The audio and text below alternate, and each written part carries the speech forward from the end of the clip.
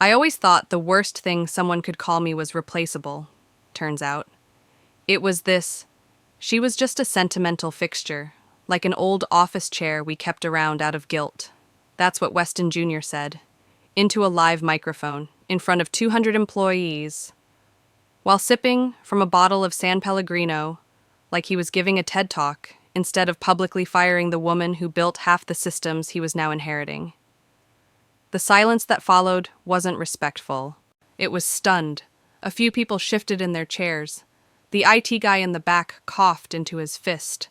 Someone from marketing let out an involuntary gasp that turned into a half laugh before she caught herself. I didn't blink, didn't move. I just sat there, second row, center aisle, still holding the binder I was told I'd be presenting from in the second half of the meeting. Its tab was labeled Legacy Operations Review, presented by Margaret Duval. Me. Weston didn't look at me once as he said it, not even as he clicked to the next slide titled Phasing Out Structural Redundancies. He just kept talking, gliding through buzzwords and jargon like he was reading cue cards someone else wrote. And maybe he was. Maybe he didn't write this. But he sure as hell enjoyed delivering it. I glanced toward the front row. The CFO, a man I once coached through his first board meeting when he could barely breathe, kept his head down, scribbling something that didn't need scribbling. The HR director reached for her glass of water again, pretending to sip what was clearly empty, a few rows back. Someone whispered. Did he just say that out loud? Yes. He did, with intention, and with timing. The lights in the conference room felt too bright all of a sudden. My dress navy, tailored, chosen carefully that morning for a professional but warm look, now felt stiff, like armor on the wrong battlefield. I thought I'd be speaking today. I thought I'd be honored if not for my 28 years of loyalty, then at least for the systems I helped design, the protocols I wrote, the clients I retained. But apparently, I was just the old chair in the corner, something to dispose of quietly. Instead, Weston had dragged me into the middle of the stage and called me useless, with words polished just enough to pass HR review, but sharp enough to bruise bone. The applause that came after his final slide wasn't enthusiastic. It was awkward. A slow ripple of, I guess we clap now, from people too scared not to. Weston grinned like a man who thought he'd just won. I sat perfectly still. And then I reached into my purse, not for a tissue, not for my phone, just to feel the small metallic shape of the USB I'd almost thrown away 2 years ago. I ran my thumb over its smooth edge and thought, you have no idea what you just did, Weston, but you will. There was a time when this place felt like home. Not a job, not a ladder, but something I helped build with my bare hands and my stubborn sense of order. When I joined Carrington Systems in 1995, we were a scrappy logistics firm with 4 offices and an inbox full of chaos. It was Harold Carrington, the founder, Weston Jr.'s father, who gave me a chance when I was 32 and desperately trying to re-enter the workforce after 2 years at home with a sick parent. You've got grit, he said after our second interview, and we're going to need grit if we're going to survive this merger. That was all he offered. No hollow flattery, no overpromises, just a desk, a problem to solve, and the authority to fix it. And I did. I built the first cross-department workflow that tied sales to distribution. I rewrote vendor contract templates to prevent lawsuits. I mentored 8 team leads who all went on to run departments. And when the 2008 recession hit, I negotiated a bridge deal with our largest supplier that saved 30 jobs. I didn't do it for a plaque. I did it because I believed in how Harold ran things directly, fairly, and with enough humility to know he didn't know everything. For 15 years. He rarely made a major decision without bringing me into the room. He trusted my judgment. He listened, and more than once. He told me, "You see the whole board when the rest of us are staring at one piece." Then came Weston. The first time I met him, he was 22 and fresh out of Stanford. Harold had invited him to the annual holiday luncheon, introduced him to everyone with a proud arm around his shoulders. "This is the future," he said, laughing. Weston smiled and nodded. His handshake was weak, his eyes were elsewhere. He sat next to me that day, picked at his salad. and asked if my department still did all those boring vendor reviews manually. I remember chuckling politely and saying, "We do them thoroughly. It's not the same thing." That was our first real exchange. I should have known it set the tone over the next 3 years.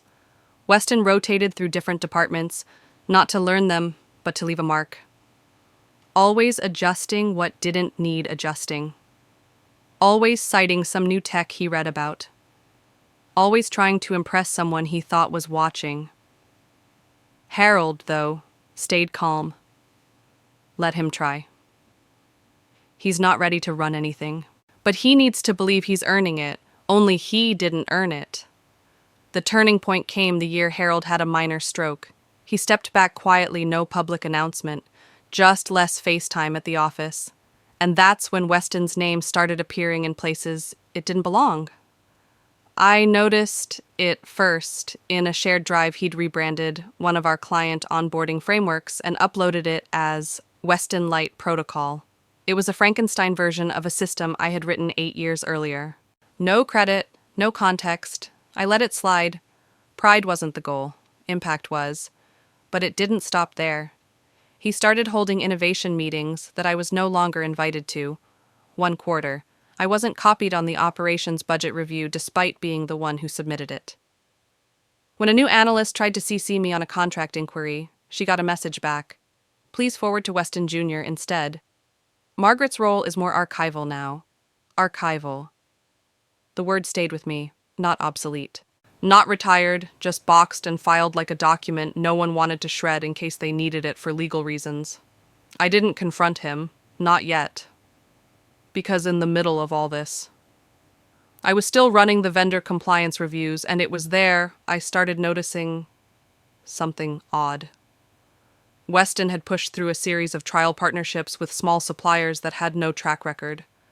No audit trail. The payment terms were inconsistent. One even had a clause that skipped the usual legal review step. I flagged it, gently, to our accounts manager. She said Weston had handled those directly. I'm not trying to stir anything, I told her. I just want to make sure we're not rushing into something that could cost us later. She nodded, but the look in her eyes said, I can't afford to agree with you out loud. Around that time, Weston came to me smiling, relaxed, and handed me a folder. Hey, Margaret, could you give this a once-over? Just your eye on the numbers? No rush. Inside were quarterly statements for 3 of those new vendors. Something didn't sit right. One had revenue numbers that didn't match our own records. Another had approval signatures from executives who weren't in the country that month. I marked the discrepancies, printed them out, slipped the originals and my notes into a slim manila envelope, and I kept it, quietly, in a drawer at home. No backup. No talk, because I'd learned something by then. Weston didn't care who got hurt as long as he looked smart. The last time I spoke to Harold was 3 weeks before the town hall. I stopped by his house to drop off some documents he'd asked for. He looked tired but lucid, still sharp. You always kept us steady. Margaret, he said softly, holding the envelope in both hands. Steadier than I ever was. I wanted to ask him why he let Weston run free, why he didn't put a stop to it before the company we loved turned into a brand campaign. But I didn't, because somewhere in my gut, I knew that would be my job now. I didn't move, not when the room applauded, not when Weston flashed his thin, toothy smile like a man who thought the execution had gone perfectly. I just sat there, palms flat against my lap, eyes on the folder with my name printed on it, Legacy Operations Review. Like a joke with a cruel punchline. I couldn't feel my feet, not from cold, from weight. The weight of every year I'd given this place. Every late night, every quiet win, every phone call from Harold that started with, sorry to bother you on a Saturday, but I trust you. And now I was being erased, neatly, efficiently, like one of Weston's beloved spreadsheets. My mouth tasted like metal, my throat was dry, but I couldn't sip water. I couldn't move at all. I looked down the row. People I'd hired. People I'd trained. One had tears in her eyes, not for me, but from trying not to laugh. Behind me, someone whispered, God.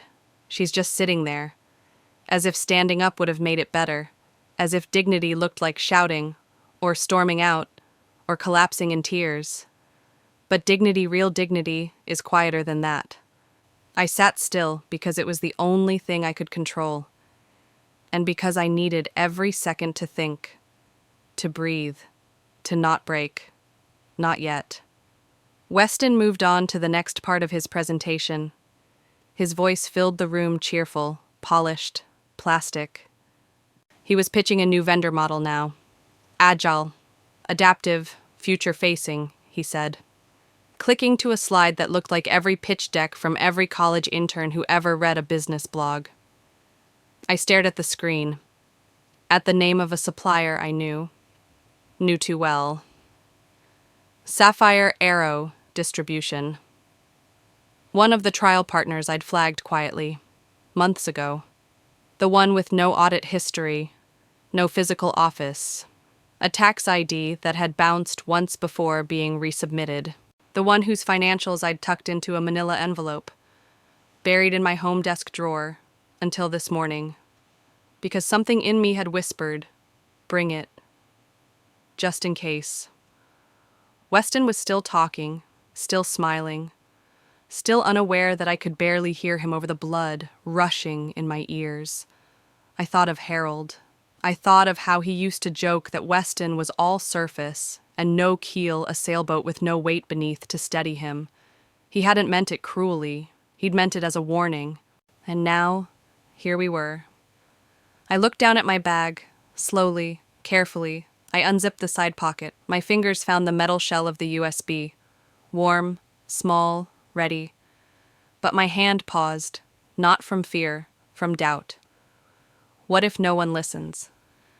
What if I do this and it's just more silence, more stares, more buried truths? For a moment, just one aching, bitter moment, I wanted to leave, to stand up, walk out of that room, and never look back. To let the company rot the way Weston was already rotting it from the inside. I imagined myself driving away, pulling into the driveway at home, taking off my shoes, making tea, and pretending none of this had ever mattered. But it had. It mattered too much to leave it in his hands. I blinked.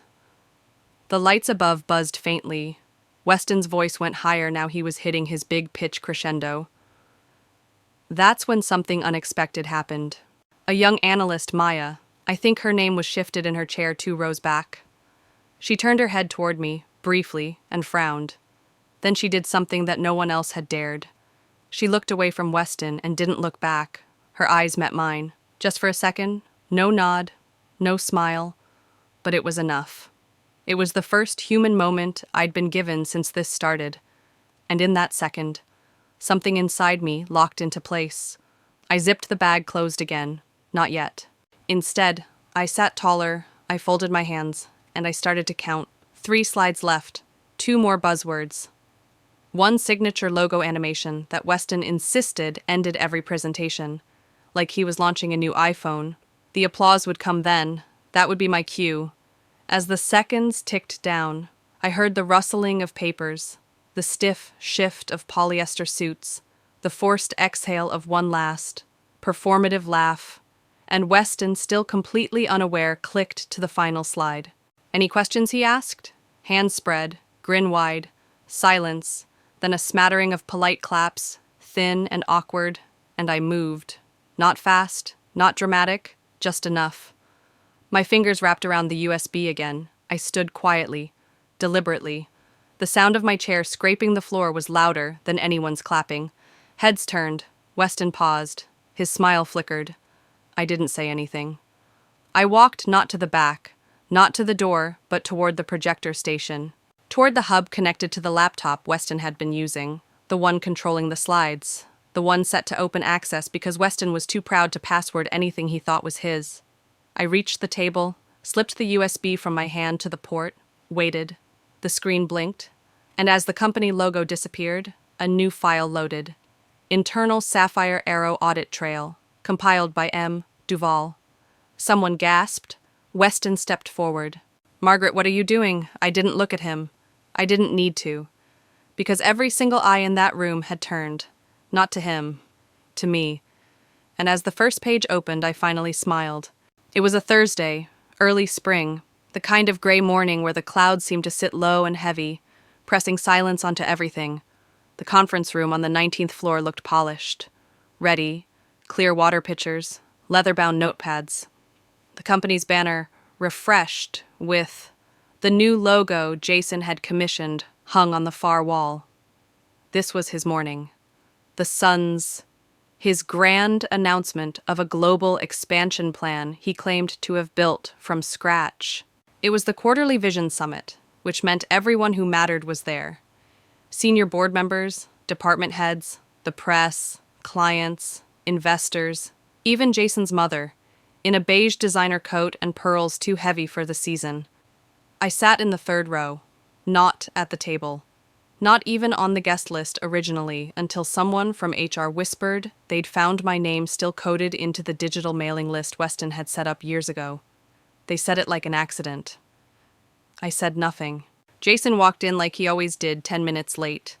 Arms wide like he was stepping onto a stage. People clapped. Too quickly. Too nervously. He grinned like it was all going according to script. And now, he said, tapping the mic with practiced charm, I'm proud to present the strategy that secured us the Faro Tech acquisition, a deal worth more than this company made in the last 3 quarters combined. A new slide blinked onto the screen behind him. It was titled Faro Framework, a Vision for Agile Synergy. My stomach twisted. I knew that phrase. I wrote it 3 years ago on a whiteboard in a client meeting Jason hadn't even attended. He kept talking, pacing, repeating lines he didn't understand. Charts I'd built, terms I'd coined. The entire room nodded along as if hypnotized by the shine of his suit and the cadence of his voice. But I saw at one glance, maybe 2. A flicker of confusion across a few faces in the back. Old names reappearing, old terms, old phrases. Then, excuse me, the voice wasn't mine. It came from the back of the room, quiet but steady. Everyone turned. It was Ethan, from IT, barely 30, wore sweaters 2 sizes too big and always apologized when speaking up. But this time, his hand wasn't shaking. He was holding something. I just need to clarify something, Ethan said, walking slowly toward the front. There's a file that predates this pitch. It was created on a different account. It includes these slides verbatim, Jason laughed, short and brittle. I think you're mistaken. Those are proprietary. I know, Ethan said. That's why I kept the metadata. He connected a flash drive to the projector. The screen flickered. Then it appeared a folder named Faro Strategics, W Draft V3. Dated 2.5 years ago. Owner M. Grant. My name. The room froze. Jason stepped forward.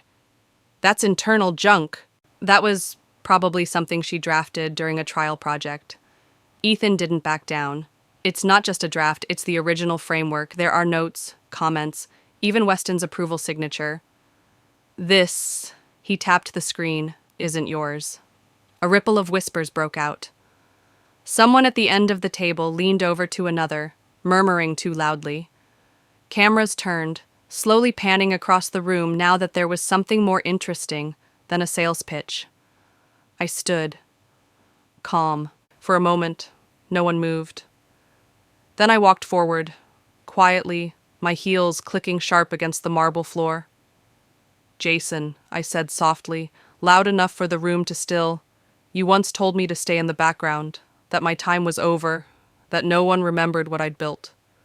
I reached into my bag, pulled out a slim black folder, opened it, held up the first page on it, a scanned copy of Weston's original signed endorsement of the Faro framework, complete with my notes, annotations, and time-stamped file logs. And then I added, gently, but I remember. You could hear a pin drop. Jason's mouth opened, but no words came. His eyes darted to his mother in the corner, then to the legal counsel sitting near the catering table. Nobody moved to help him. He chuckled. Finally, that arrogant, brittle sound again. So what, you kept an old draft? That doesn't prove anything. I tilted my head, calm, Almost gentle, actually, I said. Turning to face the crowd, what I kept was a full audit trail emails, internal memos, and Weston's signed amendment transferring partial rights of the intellectual property to me. Not the company, to me. Personally. There was a beat of stunned silence before I added Pear his final instructions. I think you'll find a copy in your inbox. Too. Just now. And, like a carefully choreographed play, phones began buzzing, Ethan had hit send, screens lit up, chairs scraped back, executives lowered their heads, scrolling. A general counsel let out a soft, audible curse. One board member stood, adjusted her glasses, and stared at the screen. Then, at Jason. You submitted this as your own, she asked slowly, her voice cold. Jason scoffed, arms flailing slightly now. I built on her foundation. It's common, collaborative work. Hell, it's not even that original. Except, I said, stepping closer, you redacted my name, removed every trace of my authorship, sold it to Ferrotech as a personal innovation, and accepted a 7-figure bonus for it. The CFO. A man named Calder I'd known for over a decade. Leaned forward. Jason, he said quietly. Is that true? Jason looked around, desperate for a friendly face. There weren't any. Not anymore. I had to. He blurted, You weren't useful anymore. You were just Weston's ghost in the system, always hanging around, making people uncomfortable. This company needed a new face, and that face was yours, I asked, keeping my tone light, wearing my words, my vision. A hollow thud echoed as Jason's palm slapped the podium. You think this is some dramatic reveal that people care, they'll forget, they always forget. But no one was laughing. No one was clapping. And then, from the second row, a voice broke the air like glass, I remember. It was Camille, a quiet analyst from the strategy team, the same one Jason had belittled in meetings, told to smile more. She stood now, chin high, holding a manila folder. I worked with her on that project, she said, nodding toward me. She mentored me, stayed after hours, walked me through the data. This isn't new leadership, this is theft. Another voice rose, then another. Jason backed away from the podium like it was burning. The board chair cleared his throat. Jason, we'll need a private word, now. I'm not done, Jason snapped, wild-eyed. She's manipulating you all, she's just a bitter has-been trying to claw her way back. I stepped forward again, just enough for him to hear. Then let's test that theory. I'll sign over my share of the IP, under one condition. You resign. Publicly. He laughed, shaking his head, the sweat now visible across his collar. You have no leverage, but someone else whispered, loud enough for the room to hear. She does. The chair looked at me. Do you have documentation of damages? I nodded once. I do. Jason's shoulders slumped, not with defeat, with realization. He wasn't facing a single act of defiance. He was watching a room turn against him because finally, someone had called him out in public. With proof. With witnesses. With courage. By the time security quietly stepped forward, invited, not ordered. Jason was no longer shouting. He was quiet, pale, small. He turned one last time to look at me, but I didn't gloat. I didn't smirk. I simply closed the folder in my hand and said, Not for him, but for the room integrity doesn't expire just because leadership changes hands. He walked out. No one followed. The door clicked shut behind him, and for the first time in a long time, silence felt like justice. For a second, the whole room stood still. You could hear the air change. 1 second ago, Weston was basking in applause. The next. The silence hung like smoke after a fire. His father, the founder. The man whose shadow Weston could never quite fill was still frozen in his seat. Hands clasped. Staring at the printouts now strewn across the boardroom table. And beside him, the CFO, Jennifer, who had known me for over a decade, leaned forward like she was finally seeing the whole puzzle. And me, I just sat down calmly. At the same seat Weston had yanked me out of months ago, he was still talking. Trying. At least. This is a misunderstanding. She's twisting this. I didn't even write half those emails. Someone else must have, Weston. Jennifer interrupted. Voice clipped. You CC'd me on every single one. I have the originals in my archive. He blinked, mouth open but no sound coming out. I didn't need to say a word. My part had already been played. The spotlight was his now, and it was scorching. The founder rose, slow and deliberate. He didn't look at me, didn't look at his son. He just walked out of the room. Jennifer gave a subtle nod toward security at the back. No words were spoken. But one of the guards shifted, quietly. Standing between Weston and the exit, and Weston. His eyes darted. To the door.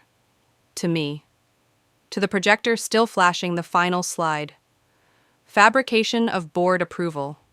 June 18th. There was no last-minute save in the hours that followed. The news trickled like honey through the building, slow, heavy, and impossible to ignore. By the time I stepped out of the boardroom, half the office already knew. The other half could feel it in the walls. Whispers trailed me through the hallway. Not judgment, not pity, respect, quiet. Shaken respect. People who had once avoided eye contact were now glancing up, straightening slightly as I passed, not out of fear, out of something closer to regret. Someone handed me a fresh coffee, my old order. Remembered, no words, just a nod. By noon. Weston was escorted out of the building, his badge deactivated, his nameplate removed from the executive wing. The founder never came back that day. Instead, I received a call that evening.